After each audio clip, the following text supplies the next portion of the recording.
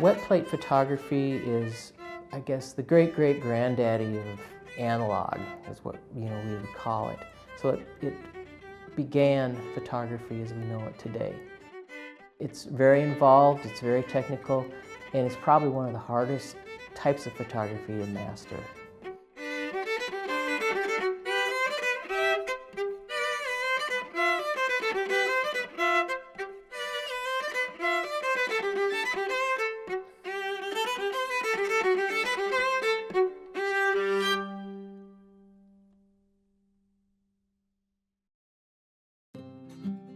I've been interested in history my whole life. Fortunately or unfortunately, my father was a history teacher, so it kind of got beaten into me at an early age, so to speak. Afterwards, I was interested in the Civil War, went to college, got a degree in history, and ended up being the director here at the Pipestone County Historical Society. About a year after I was here, we found a collection of glass negatives up in one of the old buildings, several hundred of them. And it was at that time I really started wondering, how did they make those? And that led one thing to another until the year 2000, when I found a guy, a hermit in upstate New York, that did this on his farm, and studied with him for a week, and he gifted me his chemical recipes. And by 2002, I was actually making my own plates and, finally starting to learn how to do this. Between he and old 19th century textbooks that had the recipes in it, you had to kind of learn by trial and error. And today, I'm very jealous because with the internet, a lot of the people that are doing this today have kind of a really hands-on way to see things, and there are online forums and blogs and all kinds of things going on. So if anything saved wet plate, I think it's the internet, which is kind of an interesting combination.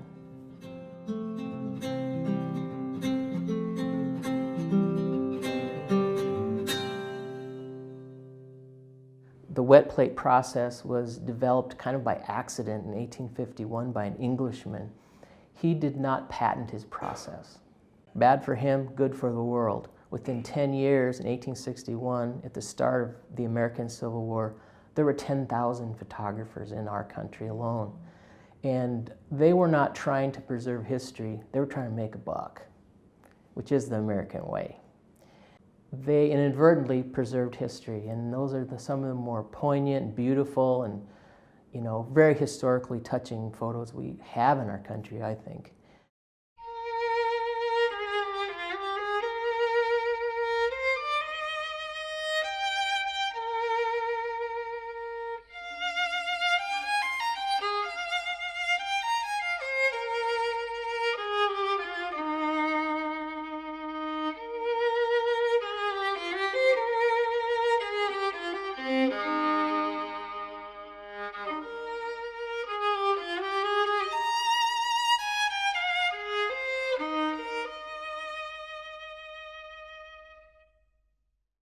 The art is being patient in wet plate photography. You try to learn to slow down. There's no such thing as a candid photo. Everything has to be staged and posed. The film I make has an ASA of 2, so a very slow film. So usually that means you open your lens cap to take the photo for up to 20 to 30 seconds indoors. And then to finish the photo taking, you just put the lens cap back on. Afterwards, the development takes about 10 minutes, but you have a piece in your hand within 10 minutes. If that's junk, you can rub it out and start over. But you have to do the whole process again. You can't make those overnight and keep them and shoot them all the next day. Today, in our modern world, everything is instant gratification. You take a photo, you look at it right away. You don't like it, you can Photoshop it and change it. With wet plate photography, every piece of film has to be made by hand. Every film is loaded in the camera one at a time. It has to be exposed and developed before it dries out or turns to junk. And so you have a little clock ticking inside the film. It has to be within 5 minutes or so.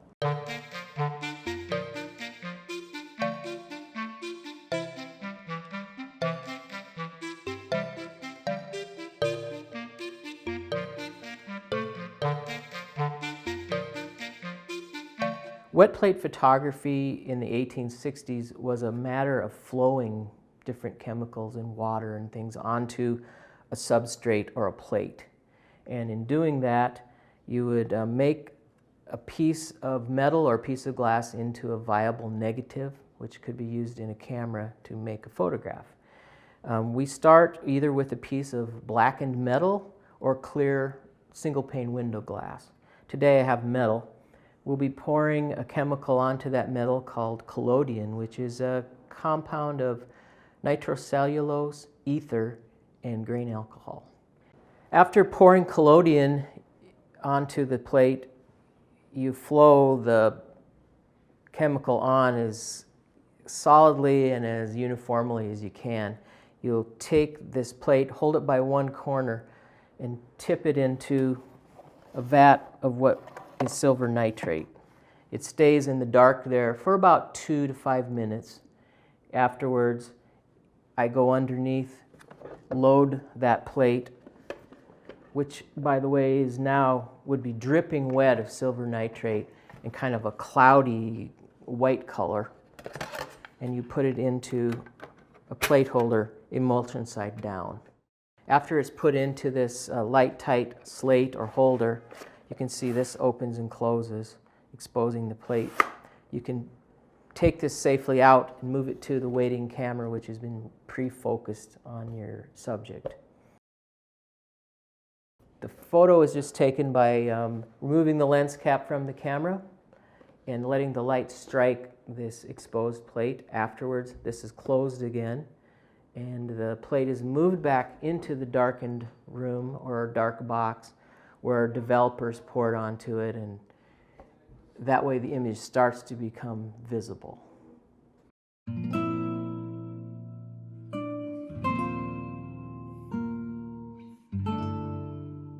This portable camera that I have was made for me about 5 years ago.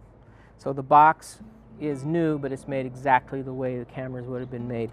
The actual lens I found on eBay, and it's an original lens from the 1860s. So it's as close to the real thing as we'll ever get.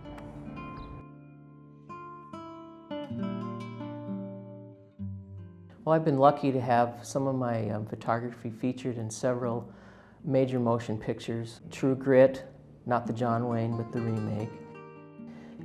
Cowboys and Aliens, as well as a movie called A Million Ways to Die in the West.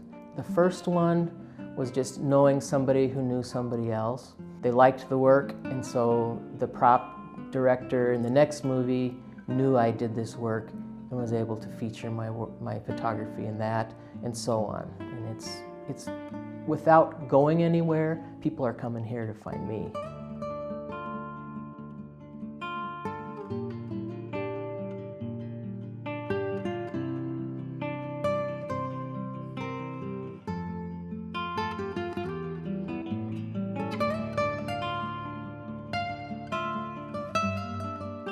This whole process was eclipsed in the 1880s by a dry plate photography process, which was a glass negative that could be preserved and stored, and you didn't have to flow it when you're wet and everything. Unfortunately, you have a grain in that, which isn't as beautiful as this, I don't think, with the silver process.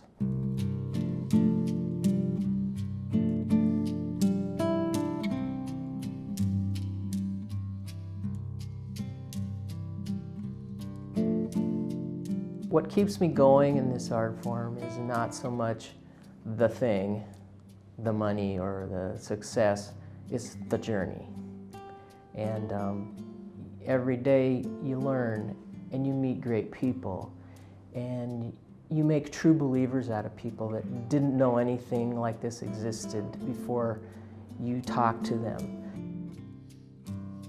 Although wet plate is an old and oftentimes dead, it is I think, something that is so viable and so beautiful, even with all the problems with the chemistry and things that are inherent in each plate. It's like looking through kind of into a dreamlike world, and I'd like everybody to be able to experience that. You know, the silver that just kind of shines on the plate when you look at it, and it's just, you can't describe it sometimes. And every time you pour a plate, I know what the chemical compositions are. I know how they react to each other. So you basically know what's going to happen. But every time you pour the fixer on that plate and it blooms in front of you in your hands, it's like magic every time.